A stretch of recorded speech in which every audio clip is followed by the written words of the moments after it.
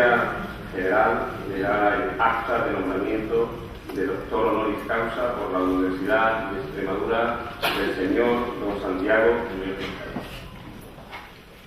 El Consejo de Gobierno de la Universidad de Extremadura, en su sesión ordinaria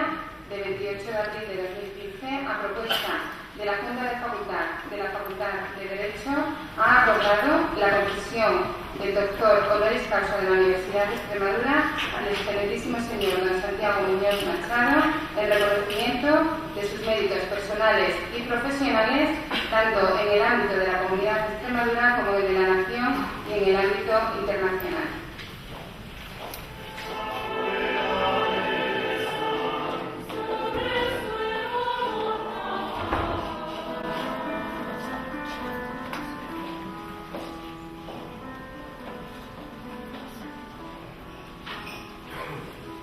El padrino del doctorando, don Vicente Álvarez García Señor.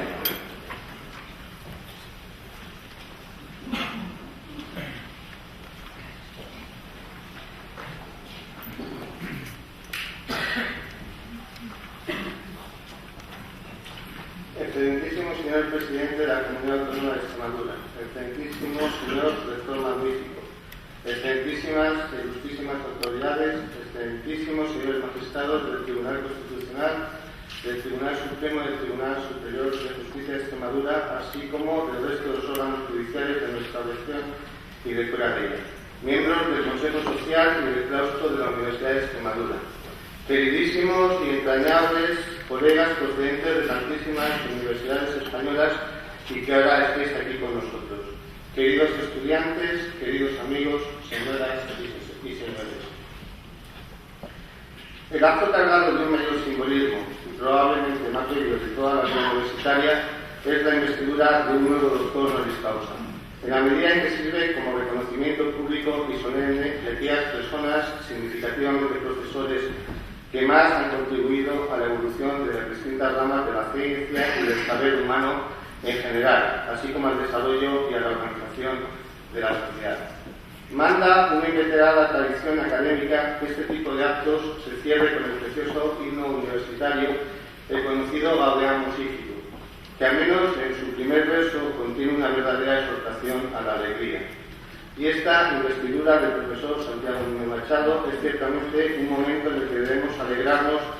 por nuestra universidad y por nuestra tierra extremeña, dotada de una extraordinaria belleza arquitectónica y natural y con una singular y rica historia de conquistadores indianos, pero que se encuentra tan necesitada de un futuro de desarrollo socioeconómico equiparable al de las regiones más avanzadas del país. Y debemos alegrarnos por un triple motivo. En primer lugar, porque uno de los grandes juristas de nuestro tiempo está a punto de integrarse en el claustro de la Universidad de Extremadura y en concreto de sus facultades de Derecho, que tan necesitada se encuentra de un revulsivo académico como lo es este. Y es que, como decía el historiador de la ciencia, José Manuel Sánchez Rom, al inicio precisamente de su glosa de la figura del profesor Santiago Muñoz Machado, con ocasión de su recepción como académico de número de la Real Academia Española en el año 2013, las instituciones, cualquier institución, se nutren de las personas que son estas las que les dan vida y las mantienen reviviéndolas constantemente. No existe institución,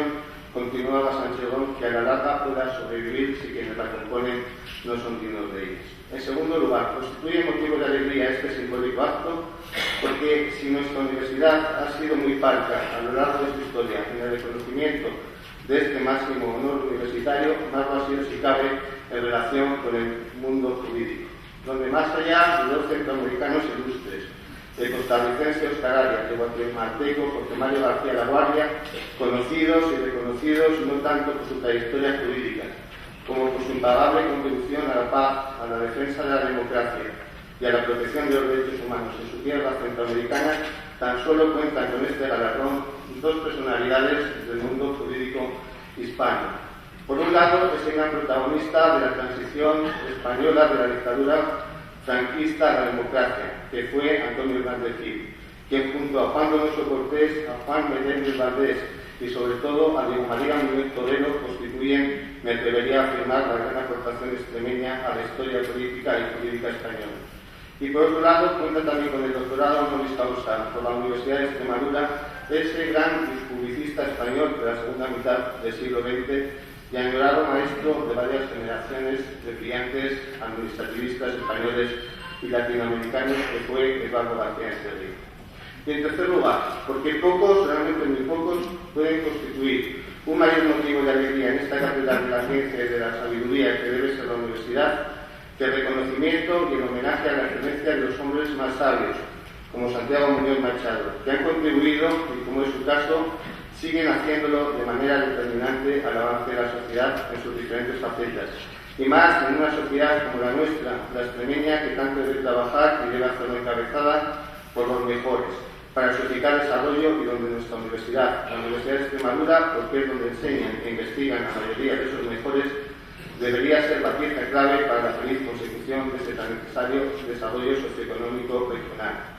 Y es que el desarrollo de una tierra, el desarrollo de una sociedad se encuentra íntima y directamente ligado a su potencial educativo e investigador. Una sociedad que no cuente con una buena educación y con una buena investigación está condenada a la mediocridad, a la frustración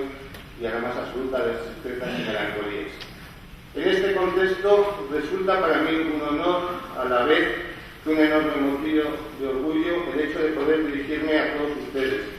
miembros o no de la comunidad universitaria, para hacerles partícipes de los motivos esenciales que me llevaron a solicitar al Consejo de Gobierno de nuestra universidad la concesión del doctorado honoris causa al profesor Santiago Muñoz Machado, y que me mueven a pedir a nuestro doctor su investidura formal en este acto como nuevo doctor de nuestro claustro,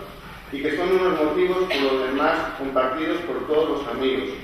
colegas y personalidades, del mundo jurídico o no, que me han acompañado en este feliz viaje, en esta feliz tarea, y a quienes quiero reconocer de todo corazón su más firme e infatigable apoyo. Esta tarea coral, fruto de la colaboración de muchísimas personas, que se verá culminar en unos instantes, tuvo su origen en sendas misivas fechadas a finales de noviembre del año 2011, dirigidas por quien ahora les habla, por un lado, al excelentísimo señor presidente del Tribunal Superior de Justicia de Extremadura, Julio Márquez de Prado, y a la sala de gobierno de este alto órgano judicial. Y por otro, a la entonces excelentísima señora presidenta del Consejo Consultivo de Extremadura, hoy madrina de este acto y a quien tanto debe además su organización y celebración, doña Rosalena Muñoz Blanco. Ambas autoridades y los órganos que dirigían, formados por tan excelentes juristas como buenos amigos, apoyaron sin ningún tipo de titubeos mi propuesta, mediante sus amables y muy elogiosos acuerdos de enero del año 2012, sumándose con posterioridad a mi propuesta otro ilustre jurista extremeño, en aquel momento excelentísimo señor presidente de la Audiencia Nacional y el vicepresidente del Tribunal Supremo, don Ángel Juan Espejo. A la vista de estos escritos de apoyo de las más relevantes personalidades e instituciones extremeñas en el orden jurídico, recabé la opinión de los distintos órganos de esta Facultad de Derecho, que se adhirieron sin fisuras a la solicitud de concesión de la máxima mención académica de nuestra universidad al profesor Muñoz Machado. En este sentido, se pronunció en primer término el Consejo Departamento de Derecho Público, que adoptó a finales de febrero del año 2012 un acuerdo haciendo suya mi propuesta inicial. Decisión esta que fue inmediatamente respaldada mediante sendos acuerdos del Consejo de Departamento de Derecho Privado y de la Junta de esta Facultad de Derecho. Finalmente, y tras el impulso personal de nuestro rector, la propuesta, avalada por las elocuentes palabras del decano de la Facultad de Ciencias Económicas y Empresariales, Francisco Pedraja, fue definitivamente aprobada por el Consejo de Gobierno de esta Universidad de Extremadura en su sesión celebrada en la ciudad de Badajoz el pasado 28 de abril de 2015. En todo caso, desde finales de 2011 hasta llegar al día de hoy, han sobrevenido además otras circunstancias que me hacen reafirmarme en mi convicción inicial y en la de todos aquellos que la han avalado a lo largo del tiempo, así como en la corrección y la justicia de la decisión adoptada por parte de los órganos rectores de nuestra universidad de incorporar al profesor Muñoz Machado a nuestro claustro mediante el otorgamiento de la mayor distinción académica que una institución universitaria puede otorgar en nuestro país. Un doctorado honoris causa y, en concreto, el doctorado honoris causa por nuestra Universidad de Extremadura. Y es que el profesor Santiago Muñoz Machado ha sido nombrado, en primer lugar, miembro de varias academias, en concreto de la Real Academia Española, de la cual ha sido elegido incluso su secretario,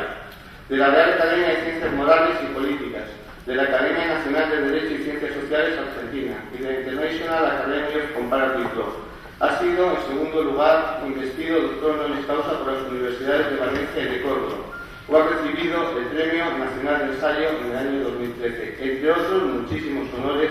y distinciones por sus impagables servicios al Estado, tanto desde dentro de la propia administración como servidor público, como desde su posición de cualificado asesor externo, siempre comprometido con los grandes retos a los que se ha enfrentado la España de los últimos 40 años, desde la elaboración de la Constitución hasta el día de hoy, y de manera más en particular por sus inconmensurables aportaciones a una importante rama del saber como es el derecho público, que estaría lejos de las elevadas cumbres que ha escalado en esta primera parte de nuestro siglo sin la excelente obra de nuestro profesor ahora homenajeado.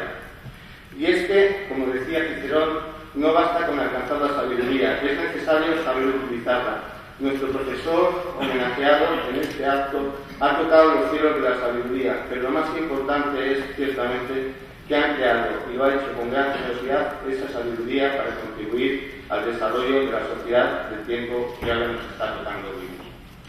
Pues bien, y aunque el profesor Santiago Muñoz Machado no necesita realmente ningún tipo de presentación en la comunidad universitaria a la que pertenecemos buena parte de los aquí reunidos, por ser bien conocido en el mundo del derecho y en general en todo el mundo de las ciencias sociales y de la cultura con mayúsculas de nuestro país, es para mí, su discípulo, un hecho muy emotivo poder dirigirles unas palabras, estas palabras, sobre su figura, la figura de un maestro, mi maestro, pero también el de decenas de los mejores profesores universitarios y de los más ilustres y significados juristas de España y, por supuesto, de nuestra tierra extremeña. Todos estos profesores y juristas, por cierto, acaban de rendir su particular pleitesía a nuestro nuevo doctor honoris causa con sus contribuciones científicas al magno libro colectivo que en su honor se está publicando por el Centro de Estudios Políticos y Constitucionales, con el título Memorial para la Reforma del Estado, estudios en homenaje precisamente al profesor Santiago Muñoz Machado. Creo que no es momento, no obstante, de explicar desde mi perspectiva subjetiva la importancia que el profesor Santiago Muñoz Machado ha tenido en mi formación y en mi carrera académica. Son ciertamente numerosos los recuerdos que en el momento de escribir estas líneas y ahora en el de leerlas me vienen a la cabeza. Y es que, como recuerda el poeta cancionero sudamericano, el tiempo pasa y nos vamos poniendo viejos, todos. Por eso algunos de estos recuerdos cuentan con casi ya 30 años, puesto que a mediados de los años 80, en los primeros días del mes de octubre de 1986 en concreto, tuve la fortuna de coincidir en las aulas alcanarinas con un joven catedrático que ya por entonces era una auténtica eminencia y que, escoltado por dos brillantísimos y jóvenes ayudantes, Juan Mestre y Marta Carro, me inicié en el mundo del derecho administrativo y me he ido guiando por él hasta el día de hoy, con un principio rector fundamental. Vicente me decía, hay que aprender a diagnosticar y analizar los problemas sociales y jurídicos. Hay, por supuesto, que dedicar el tiempo y el cuidado necesarios para estudiarlos correctamente, pero no podemos conformarnos con su descripción o con su mera crítica negativa, sino que tenemos que trabajar de una manera siempre positiva, de una manera siempre rigurosa y constructiva para buscar las mejores soluciones posibles para esos problemas. Y es que sólo así se contribuye verdadera y decisivamente al desarrollo de una sociedad, no destruyendo, sino colaborando en la construcción de las ideas y de las instituciones. En todo caso, además de referirme a Juan Mestre y a Marta Carro, que pronto se convirtieron en magníficos amigos por los que he sentido la mayor de las gratitudes y de las admiraciones intelectuales, académicas y personales, me parece de justicia tener siquiera un breve recuerdo para toda esa generación de administrativistas alcalainos con los que crecí, encabezados, además de por nuestro nuevo doctor honoris causa, por los maestros Jesús Reguina, el gran humanista como extraordinario amigo, y el grandísimo Alejandro Nieto, que hoy se encuentra entre todos nosotros. seguidos ellos tres por José María Baño, Carmen Chinchilla, Miguel Sánchez Morón, Margarita Veladíez y por citar simplemente al tristemente malogrado Jordi Núñez. Con todos ellos crecí y me hice mayor y a todos ellos siento que debo este recuerdo. Si bien, como decía hace unos instantes, no me parece el momento de evocar mis vivencias y mucho menos mis sentimientos subjetivos, sí que creo fundamental, por el contrario, destacar desde un punto de vista objetivo algunos de los méritos que me llevan a solicitar que nuestro rector, la investidura de este ilustre jurista y profesor, que es Santiago Muñoz Machado, como doctor honoris causa por la Universidad de Extremadura, y que se resume, por un lado, en su extraordinaria contribución al desarrollo del derecho público español y europeo de nuestro tiempo, y por otro lado, en su dedicación a la construcción y a la enseñanza del derecho en Extremadura. Y ello teniendo en cuenta que, aunque como enseñaba uno de los grandes pensadores de la vieja Roma, una cosa es saber y otra es saber enseñar, lo cierto es que tanto la sabiduría como la enseñanza de ese saber han alcanzado las máximas obras imaginables, en el particular caso del profesor Muñoz Machado. En este sentido, y en primer lugar, Santiago Muñoz Machado es un magnífico profesor al que acompañan de la manera más íntima y natural el entusiasmo, la sabiduría y las dotes de la oratoria más acabada, como podemos atestiguarlo los miles de estudiantes que hemos pasado por sus clases en las aulas de las universidades de Valencia, de Alcalá de Henares y de la madrileña Complutense, pero también de las numerosas universidades europeas y americanas en las que ha sido profesor invitado. Por otro lado, conocemos sus extraordinarias dotes de orador, no solo sus alumnos, sino también las miles y miles de personas que han asistido a sus centenares de conferencias, tanto dentro de nuestras fronteras como fuera de ellas. Y por último, creo que vale la pena subrayar dentro de este ámbito su preocupación por la reestructuración de la enseñanza universitaria y la innovación educativa, que tuvo su más acabado reflejo en la creación, junto a Fuentes Quintana, García Echeverría, Aurelio Menéndez o Luis Picato, de la Escuela Libre de Derecho y Economía, fundación claramente evocadora del clausismo impulsado en España, como es sabido por Julián Sanz del Río, y sobre todo evocadora de la institución libre de enseñanza creada en la parte final del siglo XIX por don Francisco I de los Ríos y que fue tan capital para la evolución de la investigación y de la enseñanza superior en España hasta bien entrado el siglo XX. La faceta investigadora del profesor Santiago Muñoz Machado, en segundo lugar, es absolutamente impresionante lo imposible siquiera de bosquejar mínimamente en esta laudatio. Mi querido maestro es autor de innumerables trabajos científicos que se cuentan por centenares, entre los cuales se encuentran varias decenas de libros, que abarcan desde el derecho público de la economía hasta la organización territorial del Estado por la integración europea, pasando por los campos, entre otros muchísimos, de la ordenación jurídica del deporte, de la regulación de las comunicaciones o de la reforma y desarrollo de los servicios de carácter social como la sanidad, la discapacidad, la dependencia o el tercer sector.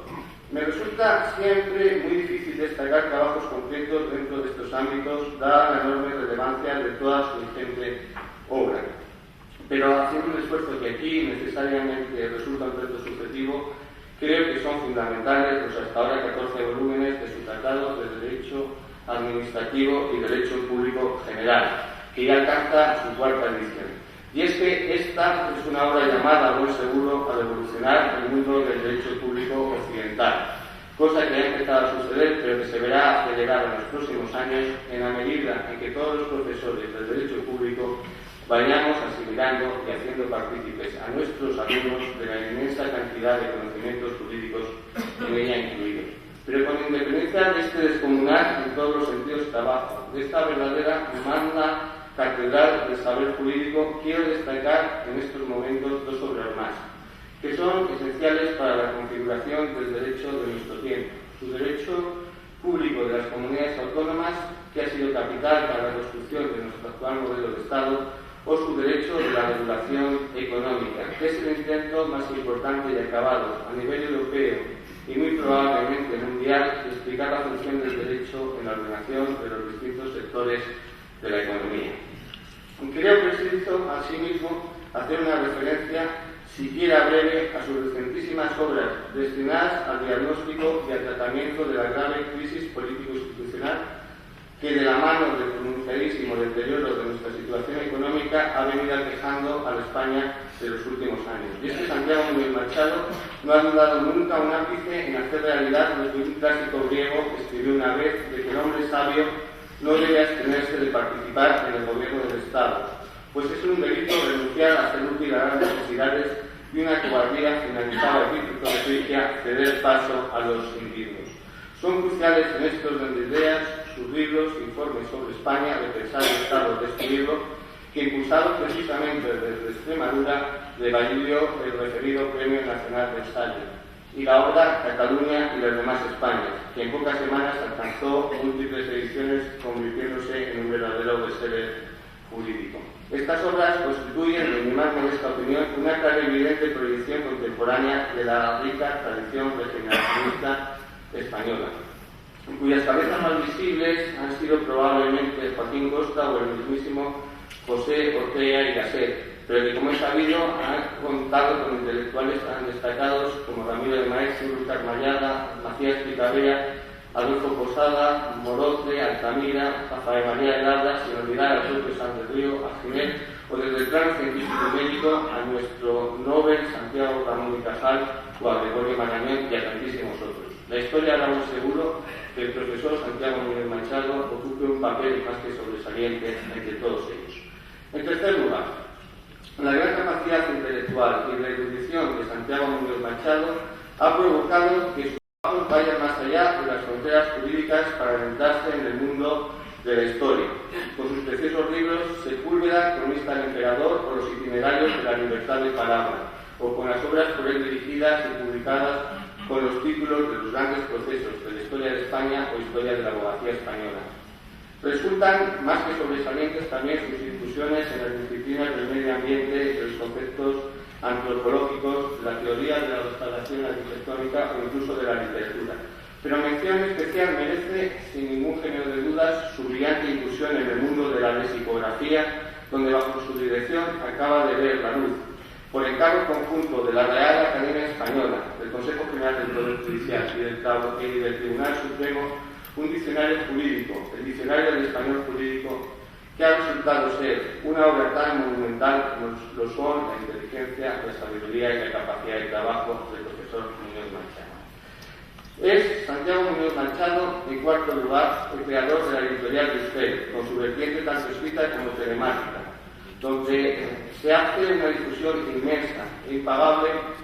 del derecho en todas sus ramas, a través de la magnífica edición de sus libros y del portal informático, que además de las bases de datos jurisprudencial y normativa, cuenta con materiales de primerísima calidad para el acercamiento de los estudiantes, de los docentes y de los profesionales a todo el derecho, con una extensísima biblioteca jurídica en la red y con una ciertamente amplia colección de revistas telemáticas, las distintas revistas generales del derecho. En este contexto quiero destacar que Muñoz Machado es también el creador de una revista tan singular como importante en la formación de la opinión jurídica del tiempo que nos toca vivir. Me refiero al Cronista del Estado Social y Democrático de Derecho,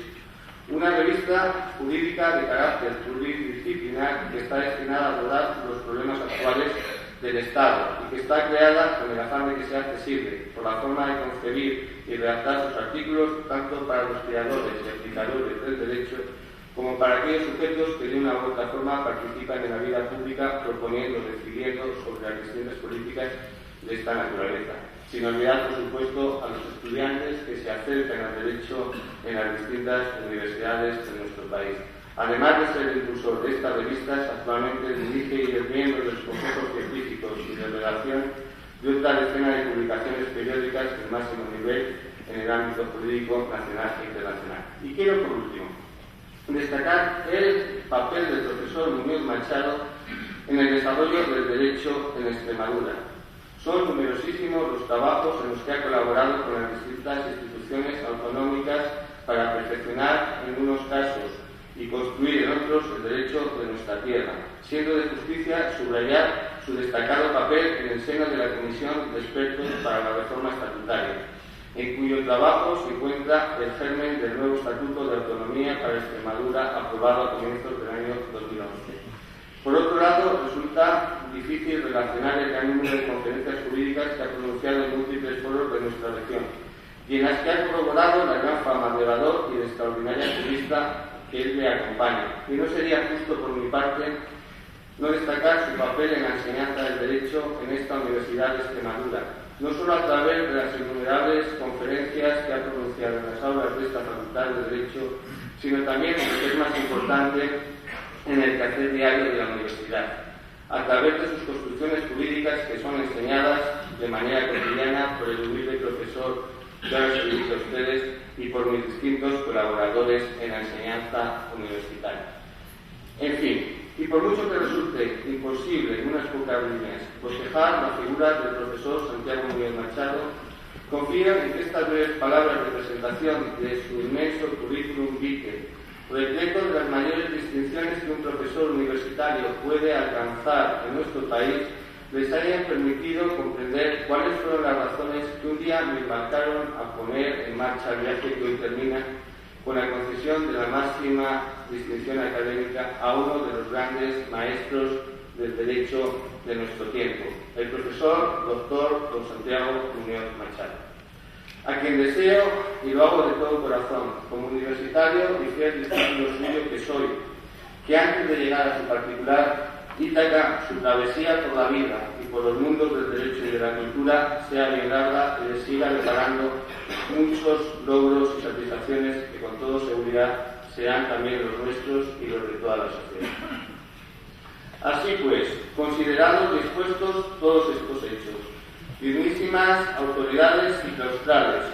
solicito con toda consideración y encarecidamente ruego que se otorgue y confiera al profesor Santiago Muñoz Machado el supremo grado de doctor honoris causa por la Facultad de Derecho de la Universidad de Extremadura. Muchísimas gracias. Por ello, en virtud de la autoridad que ostentamos, os entregamos y conferimos el título que atestigue en todas partes y para siempre el grado de esa dignidad doctoral. Y como símbolo de tan alto honor, os imponemos este birrete, tantas veces laureado, honrado sin cesar por tan grandes, tan ilustres y tan excelsos maestros en los reinos de España sobre vuestra cabeza, cual corona de vuestros estudios y méritos. Ostentadlo siempre y llevadlo a todas partes.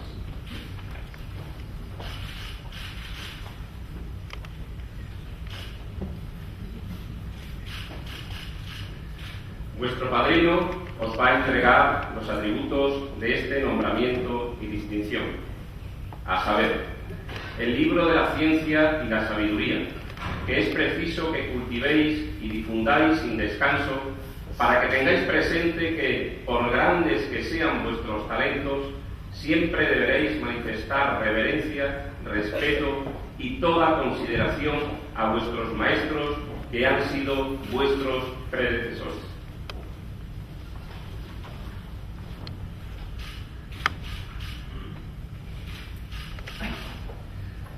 Recibid el anillo que en los pasados tiempos, en estas venerables y solemnes ceremonias, cual símbolo de los privilegios de firmar y sellar todos los dictámenes, arbitrajes y consultas de vuestra ciencia y profesión, se entregaba y por conferido se tenía.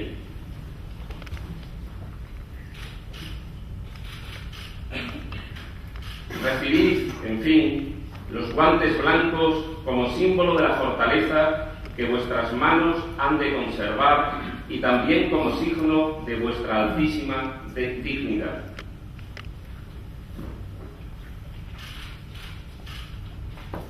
Prestad ahora con la más plena conciencia el juramento que yo os voy a tomar en nombre y por la autoridad de la Universidad de Extremadura.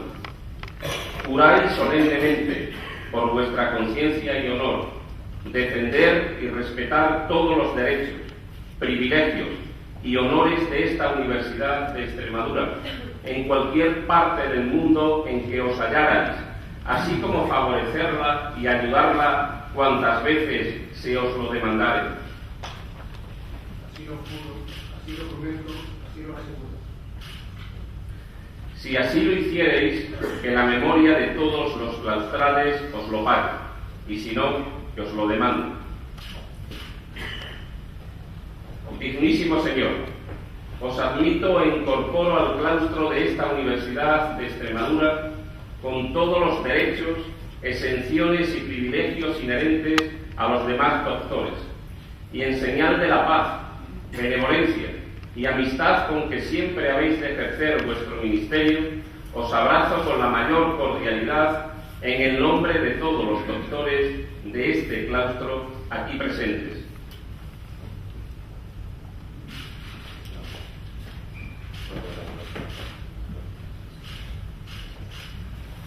Que el nuevo doctor que ha sido proclamado ocupe el asiento a él asignado. Se concede la palabra al señor don Santiago Muñoz Machado para que pronuncie su discurso de ingreso en este claustro. Excelentísimo señor presidente de la Comunidad Autónoma de Extremadura, excelentísimo señor rector, autoridades, profesores y amigos, señoras y señores. Pocos honores más gozosos que los que concede la tierra en la que estamos enraizados, y este es hoy para mí de esa clase, por más que yo haya nacido un paso más allá de los límites de La Serena. Pero hace muchos años que Extremadura me prohijó, acogiéndome con un afecto que se ha ido incrementando con el paso de los años, hasta traerme hoy a esta tribuna y entregarme el más importante reconocimiento de su universidad. He cultivado aquí amistades muy apreciadas. Me he empeñado a veces en proyectos inverosímiles apoyando a empresarios de la tierra y he dedicado no poco tiempo a deshacer conflictos de gran envergadura. En el orden estrictamente universitario han pasado más de 3 décadas desde que empecé a explicar en Badajoz Derecho Europeo en las primeras jornadas que organizaba el magistrado Ángel Juanes, hoy vicepresidente del Tribunal Supremo. He recorrido la comunidad dictando las conferencias que me encargaba mi amigo desde la primera juventud y hoy presidente del Tribunal Superior de Justicia, Julio Márquez de Prado. No he faltado nunca a los cursos y seminarios organizados por esta universidad cada vez que he sido invitado o a las lecturas de tesis dirigidas por el profesor Soriano García. He tenido el honor de participar como experto por invitación del presidente Rodríguez de Barras en la comisión que se ocupó de la reforma del Estatuto de Extremadura y, en fin, la fortuna me ha permitido dejar en la Facultad de Derecho simiente de buen universitario sembrada con mi discípulo Vicente Álvarez García, titular de la Cátedra de Derecho Administrativo, a quien acaban de oír proclamar maravillas de mí, que bien se explicarán ahora que les estoy diciendo que forma parte del cuadro de honor de mi propia escuela. Se ha formado bajo mi tutela en Derecho y Prudencia en las mejores universidades del mundo y hoy se le ha desbordado el entusiasmo. Se lo agradezco mucho. También a nuestra Elena Muñoz Blanco y a toda la Facultad de Derecho tan ampliamente representada en este acto con su decano, el profesor Alfonso Morales, a la cabeza. Me honran también con su presencia profesores procedentes de más de 30 universidades españolas, a los que manifiesto mi respeto y admiración. Le ruego, señor rector, que traslade al Consejo de Gobierno mi reconocimiento por distinción que me ha concedido y le dejo público testimonio de mi disponibilidad para hacer todo aquello que pueda ser útil para la Universidad de Extremadura y sirva para engrandecerla. En estas ocasiones solemnes el investido ad honorem debe dictar una elección libremente elegida. Tal vez muchos de los asistentes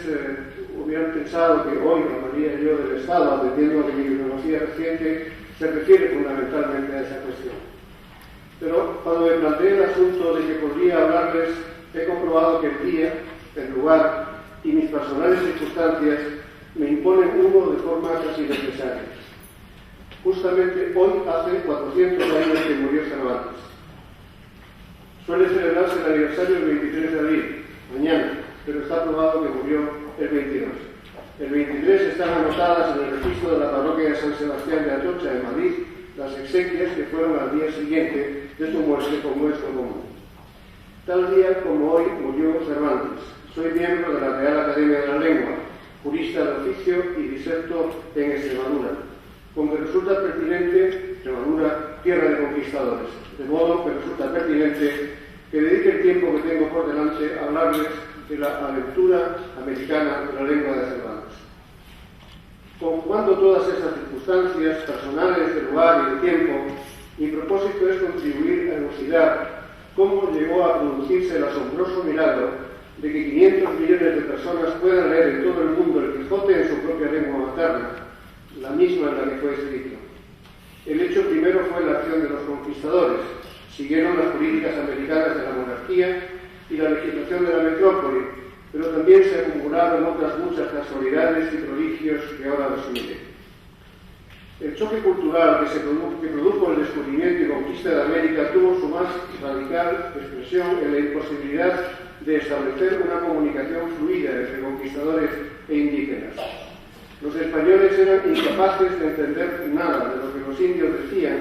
y la falta de habilidad de los nativos para comprender a los conquistadores era aún más notable. Se sirvieron al principio de la gesticulación para intentar explicarse, pero los resultados no eran muy prometedores, porque a los indios les producía hilaridad ver a los capitanes, soldados y frailes hacer aspavientos. Se morían de risa y seguían sin entender nada. La situación fue cambiando cuando aparecieron en escena las lenguas. Llamaban así los españoles a los intérpretes. Eran frailes o capitanes que habían aprendido algún idioma local o indios que balbucían castellano. Las dificultades que presentaba el farallón lingüístico a la comunicación entre culturas y los individuos que acababan de encontrarse eran de una envergadura que puede explicarse con algunas cifras. Entre los siglos XVI y XVII pasó a América medio millón de españoles y la población indígena podría estar alrededor de 50 millones. Hablaban los primitivos americanos más de 1.500 lenguas pertenecientes a 170 grandes familias lingüísticas. El número de habitantes que se expresaba en unas y otras difería, claro está, y la extensión del territorio que dominaba cada una de ellas también. Algunas estaban más generalizadas, como el náhuatl, el maya, el quechua y el guaraní. Estas cuatro eran las que más se utilizaban como lenguas generales o lenguas francas, a través de las cuales podían entenderse otras de la misma familia o vecinas.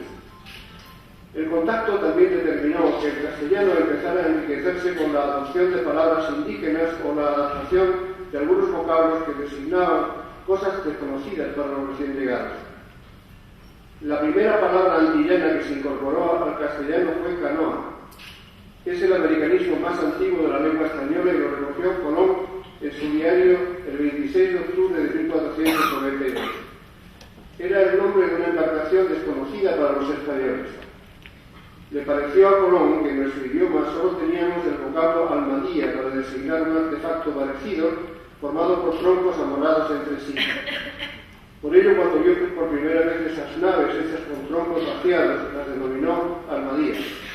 El nombre de almadía aparece 19 veces en su diario, pero después empieza a usar canoa. Y entre el 13 de octubre y el 7 de diciembre en su diario cede la palabra almadía y canoa se impone definitivamente. En 1495 Antonio de Nebrija incluyó canoa en su vocabulario español latino, quedando registrada por primera vez en un diccionario. A canoa se añadirían enseguida hamaca, cacique, tiburón, cancha, poncho y otros. También se inventaron expresiones nuevas para designar objetos y cosas que no eran conocidas en Europa,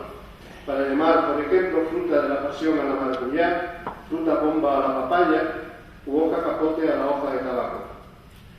Otras vías de incorporación y recepción de vocablos americanos que aparecen en los textos de los sonistas de Indias tuvieron lugar mediante adaptaciones léxicas consistentes en acomodar formas del español a realidades americanas. Los conquistadores llamaron lagartos a los caimanes, leones a los pumas, peras a los aguacates, turmas a las pasas, vino a la chicha indígena. Bernal Díaz del Castillo, el cronista de la conquista de México, se refiere a los pavos como los gallos de los indios, y Colón describe las hamacas como redes de algodón. Todas estas aportaciones lingüísticas eran, sin embargo, bastante rudimentarias y quedaban muy lejos de poder resolver lo más principal. Los españoles habían llegado a América y ocupado sus tierras con una única justificación, que les había marcado la bula de donación otorgada por el Papa Alejandro VI a favor de los Reyes Católicos: evangelizar a los habitantes de aquellas paganas tierras. En el testamento de la reina Isabel están recogidas las recomendaciones que hace a sus súbditos en ese sentido. Pero se moriría la reina sin llegar a enterarse del todo de lo que estaba ocurriendo en las tierras descubiertas, que tenía aquello poco que ver con lo santo y evangelizador. Porque las críticas a las conductas de los conquistadores no estallaron hasta que años después el dominico Fray Antonio de Montesinos pronunció su famosa homilía a los encomenderos de la Española el segundo domingo de Adviento de 1511. Denunciaba al predicador, en comandita con sus compañeros de la misión que dirigía Fray Pedro de Córdoba, que los españoles sometían a los indios y los esclavizaban e imponían trabajos forzosos bajo la real justificación de que los recogían para traerlos a la fe cristiana. El asunto provocó la promulgación por el rey católico de las leyes de Burgos de 1512, cuyo contenido no he de recordar ahora. Pero destacaré que una de las novedades en que consistía la reforma fue que para emprender cualquier acción contra los indios tendrían estos que estar advertidos de las consecuencias de su resistencia a los españoles y de la misión que los llevaba por aquellas tierras, que no era otra que la salvación de sus almas. Se imitaba de esta manera lo que decía la Biblia que había hecho Josué a las puertas de Jericó. Primero advirtió a los habitantes de la ciudad de que debían rendirse, y como no lo hicieron, mandó tocar las trompetas y destruir la ciudad. Esta acción bíblica era también una solución jurídica de interés, cuya preparación se encargó a Palacios Rubios, el estado más influyente de la época. Redactó Palacios el texto que los conquistadores debían leer a los caciques indios antes de emprender cualquier acción de fuerza. El documento era largo y explicaba con pormenor que el Papa había donado a sus reyes aquellas tierras, quiénes eran sus majestades y en qué consistía la santa fe que tenían que predicar y en la que debían de convertirse. Todo ello en 5 minutos. El protocolo añadía que una vez leído el requerimiento se hacía una pausa para que los caciques reflexionaran y decidieran si aceptar o no lo que se les pedía. En caso de resistencia, se les hacía saber que los conquistadores se consideraban exonerados de cualquier responsabilidad por los estragos que ejecutarían de inmediato sobre ellos, sus familias y bienes, ocupando por la fuerza sus tierras y sometiéndolos. La primera lectura del requerimiento, según Fernández Oviedo, tuvo lugar el 12 de junio de 1514 y ocurrió lo que era previsible. El escribano leía el texto solemnemente, el intermediario que servía de lengua traducía malamente y al rato los indios se cansaron de escuchar y rociaron a los españoles con flechas. La experiencia de las lecturas del requerimiento sirvió para demostrar a los capitanes españoles y a los miembros del Consejo de Indias que el problema no era tan solo que los indios no entendieran el castellano, sino que les resultaba imposible transponer a sus ideas y convicciones los conceptos que manejaban los españoles. Esta absoluta incapacidad de comunicación idiomática se manifestó dramáticamente años más tarde, con ocasión de la lectura del requerimiento por Pizarro a Atahualpa antes de la batalla de Cajamarca. El acontecimiento fue recogido con pormenor por el cronista Guamán Toma de Ayala, que cuenta en su crónica que Pizarro, Almagro y Fray Vicente, utilizando la lengua Felipe, originalmente indio Huancavilca, que ellos eran mensajeros y embajadores de un gran señor, por lo que se les requería que fuese su amigo. Atahualpa contestó con mucha dignidad que también él era señor, un gran señor en su propia tierra. Fray Vicente intervino entonces tomando en la mano derecha una cruz y el breviario en la izquierda. Le dijo a Atahualpa que era mensajero de otro señor muy grande, amigo de Dios, y que fuese su amigo y que adorase la cruz y creyese en el Evangelio de Dios. Atahualpa le dijo que no tenía que adorar a nadie sino al sol, que nunca muere. Preguntó a Atahualpa a Fray Vicente quién le había dicho que otro gran señor quería ser su amigo y le pedía que creyese en el Evangelio. El fraile le dijo que se lo había dicho el libro del Evangelio. Le pidió el libro a Atahualpa y lo abrió y se asomó a sus hojas y después de contemplarlas protestó de que el libro no le estaba diciendo nada a él y se quejó de que no lo hiciera y tiró el libro al suelo. Fray Vicente entonces se puso a dar grandes voces diciendo: aquí, caballeros, que estos indios gentiles son contra nuestra fe. Y don Francisco Pizarro y don Diego de Almagro dijeron: salgan, caballeros, contra estos infieles que son contra nuestra cristiandad y nuestro emperador y rey, y demos en ello. Para predicar no bastaba, pues con la ayuda de los traductores. Era preciso poder explicar los conceptos cristianos, conociendo antes con exactitud la lengua y la cultura de los indios. Esta convicción, desarrollada por los franciscanos y dominicos y más tarde por los jesuitas, abrió una nueva y decisiva fase de comunicación lingüística. No se optó por hacer aprender a los indios castellano a la fuerza, sino que los misioneros se aprestaron a conocer bien las lenguas indias, dejando a un lado el castellano en sus tareas evangelizadoras. La parte siguiente de esta historia es impresionante. Los frailes se convirtieron en los primeros lingüistas y antropólogos de América. Aprendieron las lenguas amerindias, prepararon diccionarios y gramáticas de muchas de ellas y estudiaron la cultura de aquellos pueblos, sus costumbres, su religión y sus creencias. La primera gramática náhuatl, obra del franciscano Andrés de Olmos, data de 1547. La primera edición de un diccionario náhuatl, el del también franciscano Alonso de Molina, es de 1555. La gramática de la lengua purépecha de otro miembro de la orden, Maturino de Ghiberti, es de 1558, y el diccionario de la misma lengua de 1559. Fueron destacados la gramática de la lengua mixteca del dominico Fray Domingo de Santa María, el diccionario de la lengua zapoteca de Francisco Pedro de Feria, la gramática de la lengua huasteca del Agustino Fray Juan de la Cruz. En el Perú, el dominico Fray Domingo de Santo Tomás completó en 1560 una gramática y un vocabulario de la lengua quechua, y en 1584 se publicó el Manual de Doctrina Cristiana en Quechua y Aymara de Antonio Ricardo. Tan solo en México, a fines del siglo XVI, se publicaron 109 obras dedicadas a las lenguas indígenas y 80 de ellas eran de autores franciscanos. En suma, hacia el final del reinado de Felipe II, la mayor parte de las grandes lenguas indígenas americanas tenían una transcripción al alfabeto latino y se habían preparado gramáticas y diccionarios. El conde de Viñaza contabilizó más de 1000 trabajos concernientes al estudio de las lenguas indígenas. La política lingüística que he escrito es realmente asombrosa y descubre aspectos inverosímiles del carácter de la conquista española, sobre todo comparándola con la acción de los ingleses en sus colonias de América del Norte. En lugar de imponer su lengua a la fuerza o de segregar y apartar a los indios, son los conquistadores los que aceptan aprender y utilizar las lenguas indígenas. Siendo esto así, ¿cómo fue penetrando el español en los territorios conquistados? ¿Cómo progresó el castellano en América? Las instrucciones que se iban emitiendo por la corona desde principios del siglo XVI recogen con frecuencia medidas de apoyo a los misioneros para que enseñen el castellano a los nativos como medio más adecuado para adoctrinarlos en materias de religión, que era, insisto, la única razón de su presencia en las Indias. La orden dada por el emperador el 17 de julio de 1550 asumió por primera vez, de forma cabal, que no era posible explicar el Evangelio utilizando las lenguas indias y estableció las bases de una política conducente a enseñar castellano a los nativos. Pero no lo imponía, sino que se organizaba la enseñanza solo para los indios que voluntariamente la aceptasen. Esta clase de instrucciones no se aplicaron a duras penas y desde luego no las tuvieron en cuenta en absoluto los frailes y misioneros,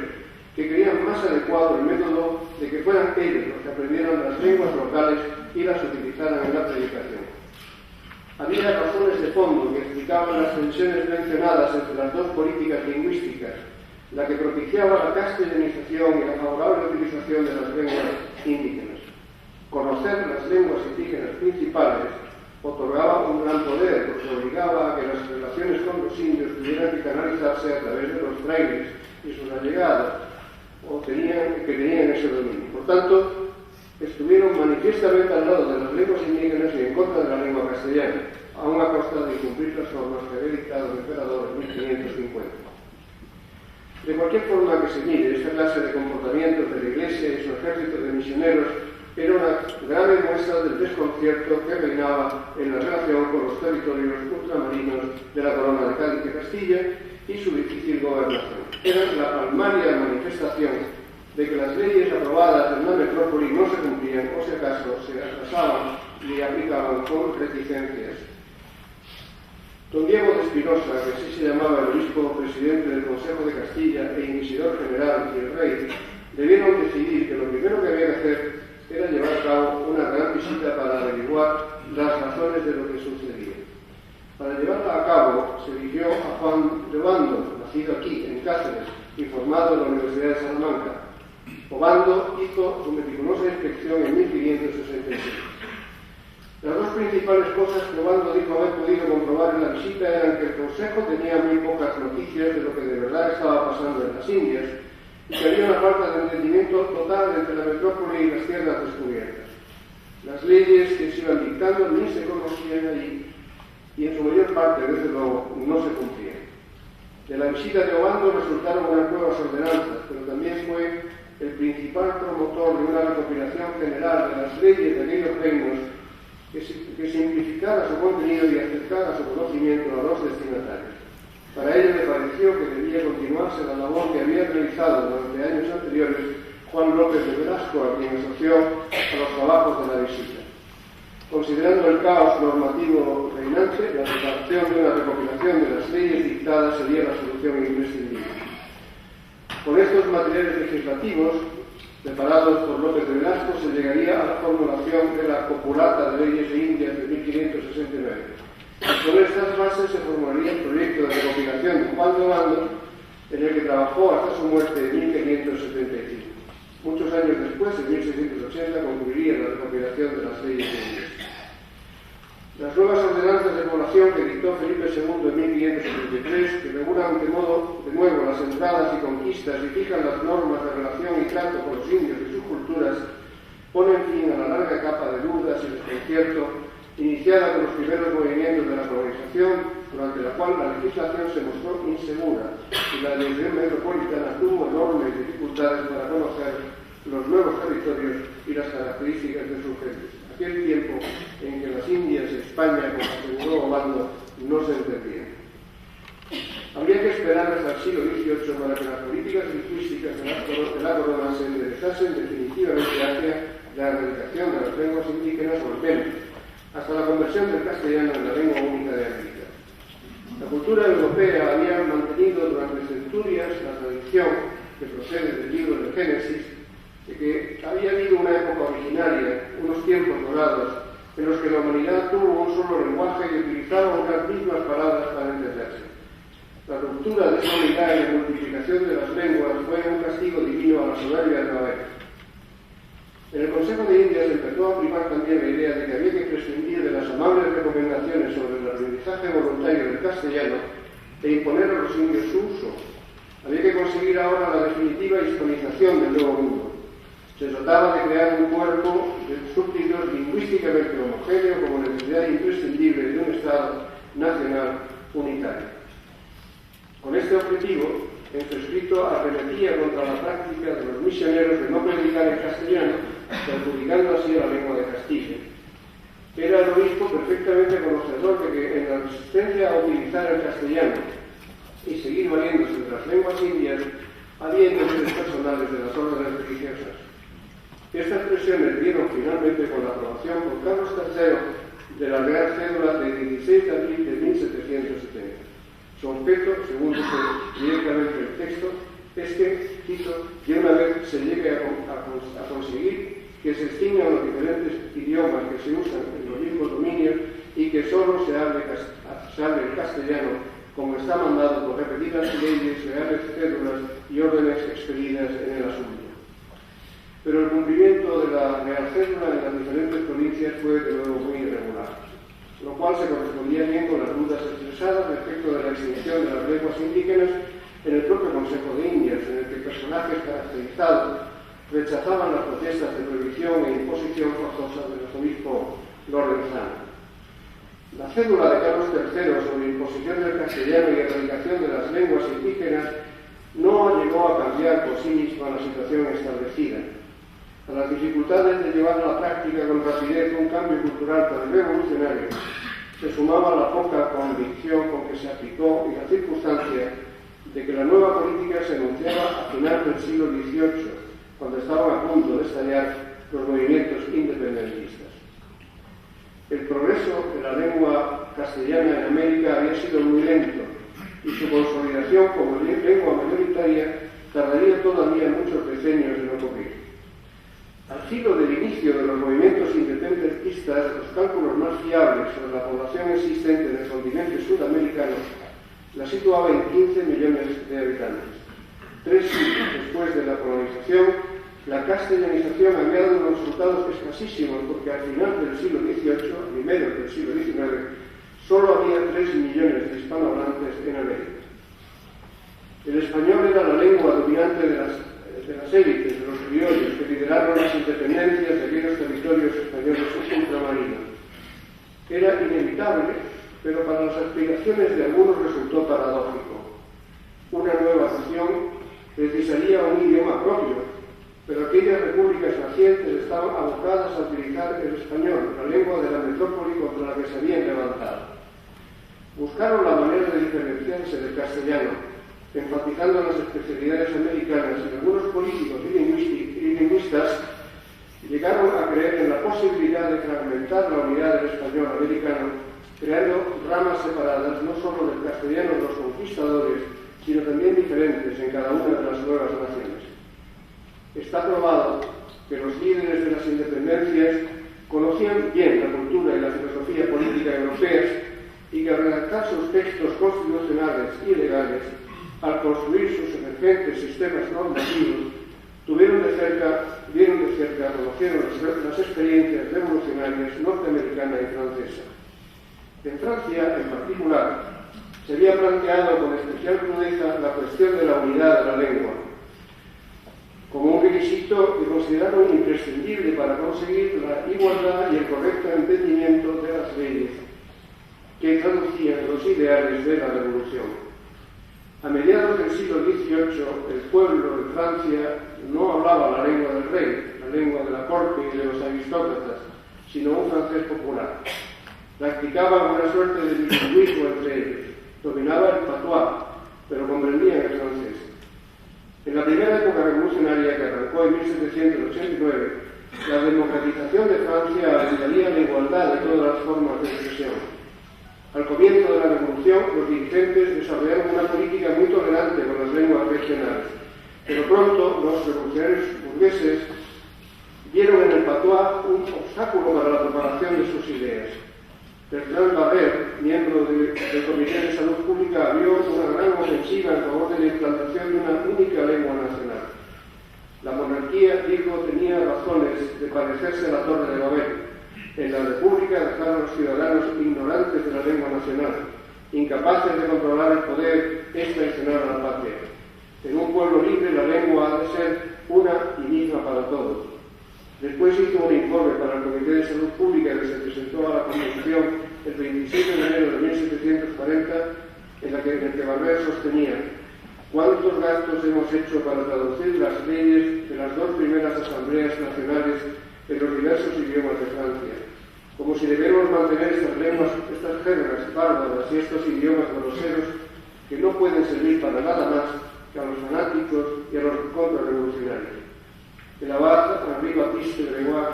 publicó un informe en 1794 sobre la necesaria extirpación del patois, en el que se decía que era paradójico e insoportable que menos de 3 millones de franceses sobre 25 hablaban la lengua nacional y que al menos 6 millones de franceses, sobre todo en zonas rurales, la ignorasen. Más tarde, el Comité de Salud Pública reafirmó en una circular de 16 de junio de 1794 la necesidad de suprimir los dialectos. Decía la circular: en una república una e indivisible la lengua debe ser una. La variedad de dialectos no es ningún federalismo con el que hay que acabar por completo. Con el decreto de 2 Termidor del año 2, esto es 20 de julio de 1794, Robespierre instaura el terror lingüístico, que no solo imponía la lengua francesa como la única que se podía hablar en Francia, sino que condenaba con grandes penas a cualquier autoridad o funcionario que propiciase o tolerase lo contrario. considerando las influencias seguras en América que venían de un movimiento revolucionario que algunos líderes de la insurgencia habían conocido directamente en sus estancias en Europa, y teniendo en cuenta la importancia de afianzar una cultura propia en la que apoyar la emergencia de las nuevas naciones, nada tiene de sorprendente que también apareciera en las nacientes repúblicas americanas un nacionalismo lingüístico que apostaba por marcar las expresiones del castellano en América como priorizado y diferente del hablado en España. Se aportaron inmediatamente justificaciones a esta política. La más simple fue que no resultaba razonable crear naciones independientes de una metrópoli opresora y mantener oficialmente el idioma que ésta les había dado. Una lengua que llevaba el nombre y el modelo del país del que se estaban separando. Aunque los independentistas no tuvieran alternativas idiomáticas del español, que era su lengua familiar, constataban que el de América había sido más permeable a los neologismos, se había enriquecido con ellos y remarcado algunos signos de identidad. Las lenguas indígenas aportaban también elementos fonéticos y léxicos con los que esbozar diversas variantes dialectales. Estas percepciones permitieron al menos discutir sobre qué español debía utilizarse en América, si el puro, que habían llevado los conquistadores y que tenía su mejor expresión en la literatura del siglo de oro, o el resultante de la amalgama ocurrida en cada virreinato americano. En conexión con esta elección también se planteaba el problema de la unidad o la diversidad idiomática de aquellos territorios. Quedó, sin embargo, viva la cuestión de las particularidades del español americano, que se centró en esencia en si debía fomentarse el desarrollo del español, transformado por el pueblo al utilizarlo, acogiendo neologismos y variantes dialectales que terminarían conduciendo a la diversificación de la lengua según su evolución en cada zona del continente, o por el contrario, habría que recuperar los modelos del siglo de oro español y aceptar que el sistema de la lengua fuera fijado a partir de esos cánones. Se ha destacado siempre la importancia de la obra del filólogo, escritor y erudito venezolano Andrés Bello, su contribución al triunfo del español culto, acomodado al acervo de la literatura española y a los criterios de la Real Academia de la Lengua, que había editado su primer diccionario entre 1726 y 1739. La gramática para americanos de Bello estuvo muy cerca del español de los grandes escritores de nuestra historia, como Lope, Quevedo, Calderón y sobre todo Cervantes. Preparó Andrés Bello, sin embargo, una obra no menos importante y decisiva que la gramática para la proyección del uso del buen castellano en América. Aunque no se refiere a ese dato ninguna de las historias que han escrito los filólogos. Redactó él mismo el muy pionero e influyente Código Civil de Chile, en un español terso y culto que imitaron luego todos los legisladores de las emergentes repúblicas americanas. Se cumplió entonces exactamente una admonición que Nebrija hizo a la reina Isabel la Católica cuando le presentó su gramática unos días antes de que Colón descubriera América. La lengua es compañera del imperio, escribió, y aún añadió: cuando su Alteza haya sujetado tantos pueblos bárbaros y naciones de lenguas extrañas, éstas tendrán que aceptar las leyes que el conquistador impone al conquistado, y con ellas nuestra lengua. Esta función esencial de la legislación y en general del derecho para la consolidación de una lengua que había olvidado casi del todo España, la retomaron con enorme éxito los gobernantes americanos, nada más conquistar el poder, impusieron la lengua con las nuevas leyes. Poco a poco, a partir de las políticas de castellanización desarrolladas en las nuevas repúblicas, el número de lectores de la literatura española y especialmente del Quijote se amplió. La novela cervantina había llegado a las Indias casi inmediatamente después de su primera edición. El librero de Alcalá de Henares, Juan Sarriá, trató en Sevilla un cargamento de libros con destino al importador de Lima, Miguel Méndez. El barco que los transportaba, Nuestra Señora del Rosario, llegó a Portobelo en el Panamá Atlántico en el verano, y allí los recogió el hijo del librero de Alcalá. El transporte de Portobelo a la ciudad de Panamá, asomada al Mar del Sur, al Pacífico, No debió ser fácil para Juan de Sarriá hijo, no solo por el importante volumen de libros que cargaba, sino por la dificultad de encontrar asnos y arrieros que llevaran a cabo la operación. Ya en Panamá, el joven Sarriá se vio obligado a vender 8 cajas de libros para aliviar sus gastos. Después, el viaje entre Istmo y Perú tampoco fue sencillo por las dificultades del transporte marítimo. Obtuvo un espacio para 45 cajas en la nave Ave María y en la Nuestra Señora del Carmen, y llegó probablemente a Lima en mayo de 1606. En el documento final de recepción por el librero Méndez se deja constancia de la entrega de 72 ejemplares del Quijote. Fueron los primeros que llegaron a América, eran la primera edición. La tercera se envió casi entera a América en las 2 flotas del año, y hay constancia, sin embargo, de que muchos viajeros llevaban el Quijote como libro de lectura para la larga travesía. En el prólogo de la edición hecha por la Real Academia Española en 2005 para celebrar el 400 aniversario de la edición de la primera parte del ingenioso hidalgo Don Quijote de la Mancha, se recuerda la influencia central que esta obra tuvo en la gramática de Andrés Bello y, por tanto, en el castellano de América. Anoto la curiosidad de que se vendieron 1 millón de ejemplares en aquellas tierras. Hay incontables testimonios de escritores hispanoamericanos de la segunda mitad del siglo XX que manifiestan la importancia de Cervantes en su literatura. Miguel Ángel Asturias, Borges, García Márquez, Cortázar, Vargas Llosa, pero me limitaré a traer 2. Fernando del Paso, a quien mañana entrega su Majestad de los Reyes y Enrique Cervantes, ha escrito muchos hermosos textos sobre la significación de la herencia lingüística que América recibió en España. Uno de ellos se titula Más que a toda plata, más que a todo oro, y sobra que les explique sus puntos de vista sobre el dolor de la lengua común,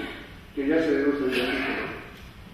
Otro premio Cervantes, Carlos Fuentes, el formidable escritor mexicano,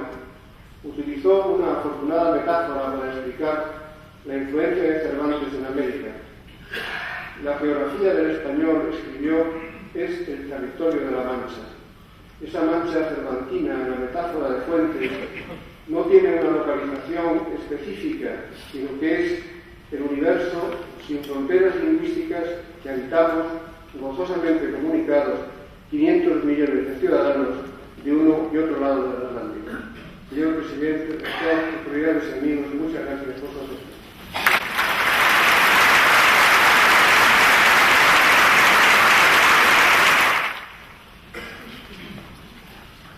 Señor Presidente de la Junta de Extremadura, señor Presidente del Consejo Social, señora Consejera de Educación y Empleo, señor Presidente del Tribunal Superior de Justicia de Extremadura, señor anterior Presidente de la Junta de Extremadura,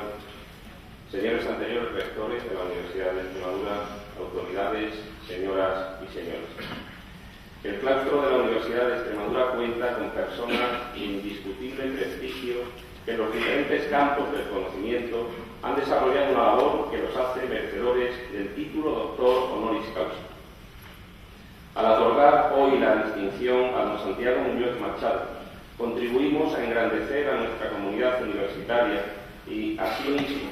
rendimos homenaje a un excelso profesor que ha sabido compaginar varias vertientes en su fructífera trayectoria. Su identidad viene definida, en primera instancia, por ser catedrático de Derecho Administrativo, actualmente en ejercicio en la Universidad Complutense de Madrid, tras haber pasado por otras universidades como Alcalá de Henares y Valencia. Esta marca indeleble lo vincula a la Academia en general y su radio de acción ha llegado a Extremadura a través de su magisterio, como se ha constatado en la sala. Deseo destacar que su ingente trabajo en otros predios ha mantenido de continuo el sello universitario, entendido en su aceptación menos restrictiva. Acreditado investigador y estudioso de las materias de su competencia, el derecho administrativo, también atesora la experiencia que le confiere pertenecer al Cuerpo Superior de Administradores Civiles del Estado. Además, porta también la impronta de un intelectual genuino, y de ahí su faceta de escritor y su colaboración continua con los medios de difusión del saber y la cultura. Prueba de ello son sus tareas como director y editor de la revista El Cronista del Estado Social y de Derecho, y su ingente bibliografía, parte de la cual adopta el género ensayístico, el más adecuado para la divulgación en el mejor sentido del término, aquel que se relaciona con la capacidad de transmitir conocimientos profundos, pero en un estilo accesible. Si me permiten, pondré un ejemplo en este sentido. Hace 2 años recibí como obsequio el informe sobre España, repensar el Estado o destruirlo, por el que merecidamente don Santiago Muñoz Machado consiguió el Premio Nacional de Literatura en la modalidad de ensayo en 2013. En la nota preliminar de su libro expone que las causas que lo impulsaron a componerlo, que sobrepasan el interés intelectual y que tienen que ver con la voluntad de atemperar la congoja del ciudadano, son palabras literales, ante los problemas de la organización territorial del Estado, en una encrucijada en la que se ponen en tela de juicio las comunidades autónomas tras 6 lustros de funcionamiento. El autor toma la perspectiva de un ciudadano que se ve sorprendido ante las cuestiones que afectan a todos y entonces, sin perder de vista esta postura, despliega sus conocimientos técnicos para buscar vías efectivas de salida. Como universitario de pros, Santiago Muñoz Machado no debe expresar sus juicios, siempre apoyados en una argumentación razonada. En esta obra, Verbi Gratia, se muestra crítico con el reparto de competencias entre las comunidades autónomas y el Estado y aporta soluciones desde su experiencia de investigador y partícipe activo, a veces incluso protagonista de la vida pública. Como mente abierta y capaz del distanciamiento necesario para el análisis, no rehúsa la ironía, y de ahí el ilustrativo título que sirve de colofón al libro: Epílogo para inmovilistas, reformistas y separatistas. Se trata, como digo, de un simple ejemplo de su actitud de intelectual comprometido. Los estudios de Derecho constituyen una de las primeras disciplinas que se han enseñado en la historia occidental, entre otras razones por su inexcusable utilidad práctica, la transferencia del conocimiento que diríamos en el lenguaje moderno, ya que el ser humano necesita una regulación de sus actividades. Su riquísima tradición no la exime de los continuos avances provocados por los cambios de la sociedad que en determinadas etapas históricas como la presente llegan a ser vertiginosos. En esta línea, don Santiago Muñoz Machado ha estado al servicio del desarrollo de la sociedad española y europea en las últimas décadas, descifrando los problemas organizativos de la compleja España. Si hace algunos años se esforzó por solventar las dudas provocadas por la integración de España en las entonces comunidades europeas, hoy intenta facilitar el correcto engranaje de las piezas territoriales españolas dentro de la Unión Europea. Se ha preocupado asimismo por ofrecer herramientas para la ordenación jurídica de los distintos sectores económicos y para la construcción de un potente tercer sector imprescindible en las sociedades desarrolladas y sin el cual es inviable el estado del bienestar. En suma, don Santiago Muñoz Machado representa virtudes universitarias como la inteligencia, el tesón, la pasión por la docencia y por la investigación y el compromiso con el desarrollo de la sociedad. Como persona de amplios saberes y siguiendo una herencia que se remonta a Cicerón, también se ha preocupado por nuestro principal instrumento de comunicación, la lengua, y de ahí su responsabilidad como secretario de la Real Academia Española. Por todo ello considero acertado que la Universidad de Extremadura reconozca sus méritos con los medios honoríficos a su alcance. Así lo entendió el Consejo de Gobierno al otorgarle el grado de doctor honoris causa el 28 de abril de 2015, a propuesta de los departamentos de Derecho Público y de Derecho Privado de la Junta de esta Facultad de Derecho, con el respaldo de los órganos e instituciones jurídicas más importantes de Extremadura. la Presidencia y la Sala de Gobierno del Tribunal Superior de Justicia de Extremadura,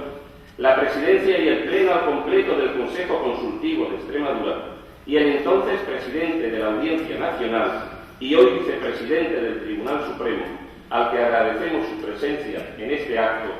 al igual que al resto de las autoridades,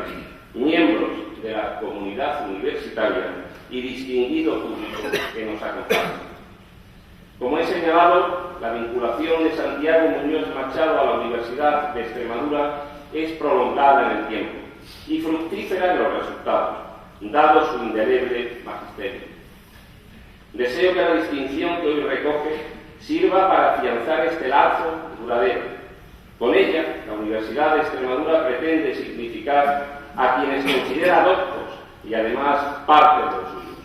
Por eso, le invito a que usted, desde ahora y para siempre, forme parte de este claustro. Muchas gracias por su atención.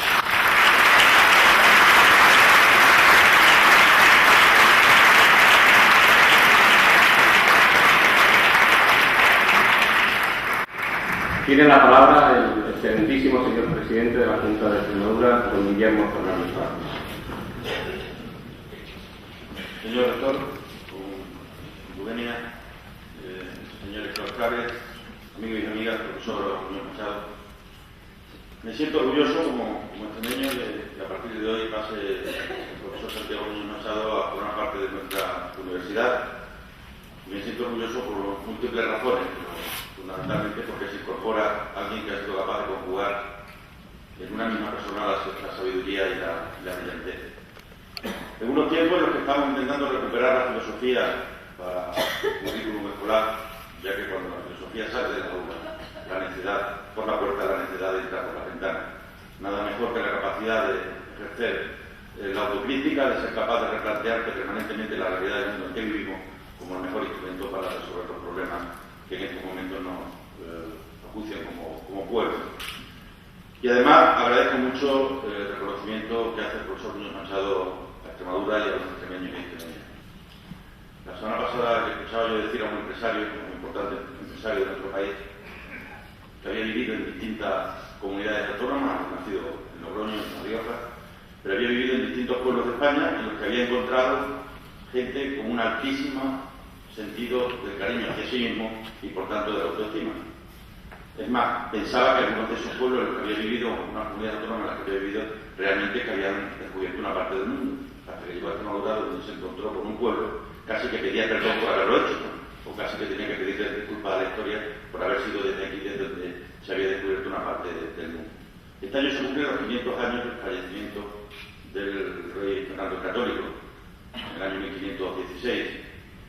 y poco o nada estamos celebrando, porque quizás